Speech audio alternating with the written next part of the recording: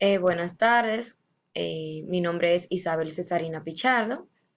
Yo le estaré hablando sobre lo que es la auscultación cardíaca. Empezamos con el examen torácico cardiovascular. Como a todo paciente se debe realizar una inspección, una palpación y una percusión.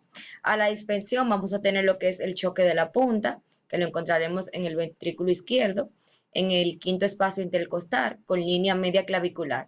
Difícil de ver, pero no necesariamente patológico. A la palpación confirmamos lo que es el choque de la punta, en el mismo lugar. Su desplazamiento hacia afuera y abajo indica lo que es una hipertrofia de ventrículo izquierdo. Se diferencian los latidos sostenidos ante sobrecargas de presión, como lo que es una hipertensión de estenosis aórtica, versus los latidos vivos, que en sobrecargas de volumen indican lo que es una insuficiencia aórtica. También pueden paparse frémitos o roces pericárdicos. Y por último, a la percusión vamos a tener en desuso. Antes se buscaba proyección del corazón, lo que era la matidez cardíaca.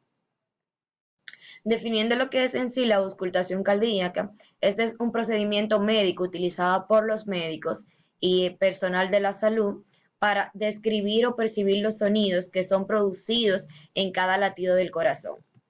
En los hallazgos principales, en la auscultación, vamos a tener lo que son los ruidos cardíacos, los soplos y lo que son los roces. Los ruidos cardíacos, que son aquellos sonidos que se producen cuando se abre y se cierra lo que es una válvula. Son diastólicos y sistólicos.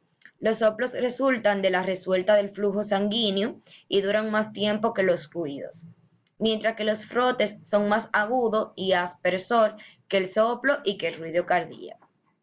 En los focos o área de auscultación que vamos a tener presente son el aórtico, el pulmonar, el aórtico accesorio o de ER, el tricúspide o el mitral o apexial. El aórtico lo vamos a encontrar en lo que es el segundo espacio intercostal derecho con línea parasternal derecha. En este se puede escuchar lo que es la aorta descendente. En el pulmonar, que es el segundo espacio intercostal, con línea parasternal izquierda, en este se escucha mejor lo que son los ruidos de, como su nombre lo indica, pulmonar de la válvula pulmonar. El aórtico accesorio o de ER se encuentra debajo del foco pulmonar.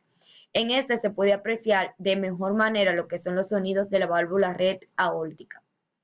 En el tricúspido, en el apéndice sifoide o en el borde paraesternal izquierdo, aquí hay más contacto con lo que es el ventrículo derecho. Y por último tenemos lo que es el foco mitral o apexiano, que lo encontramos en el quinto espacio intercostal con línea medio clavicular izquierda, y en este foco escuchamos lo que es la válvula mitral. La auscultación es un método que se utiliza para escuchar los sonidos corporales durante lo que es un examen físico. Entre los ruidos cardíacos sistólicos tenemos un segundo, un tercero y un cuarto ruido cardíaco. Y aquí lo encontramos lo que es la S2, S3 y S4. Los choques diastólicos, el ruido producido por la válvula mitral, el ritmo de galope, que es la sumatoria de S3 y S4 y da lo que es el ritmo de este, el choque diastólico que sucede al mismo tiempo que el S3 y al inicio de lo que es la diástole, y tenemos el chasquido de apertura. Es posible que inicie con la diástole en personas con estenosis mitral. El chasquido de apertura mitral es de tono agudo y breve, que se ausculta mejor con el diafragma del estetoscopio. Entre los soplos sistólicos pueden ser normales o anormales. Pueden ser solo los homosistólicos tempranos, medios o tardíos. O los soplos sistólicos que también pueden dividirse en de eyección, de reflujo y de cortocircuitos. Entre los soplos diastólicos, que son anormales y son protodiastólicos, mesodiastólicos, pero también pueden ocurrir lo que son los telediastólicos o también llamados presistólicos. Otros tipos de soplos son los soplos continuos, que estos ocurren durante el rodo del ciclo cardíaco. Son anormales y pueden deberse a lo que son los problemas cardíacos.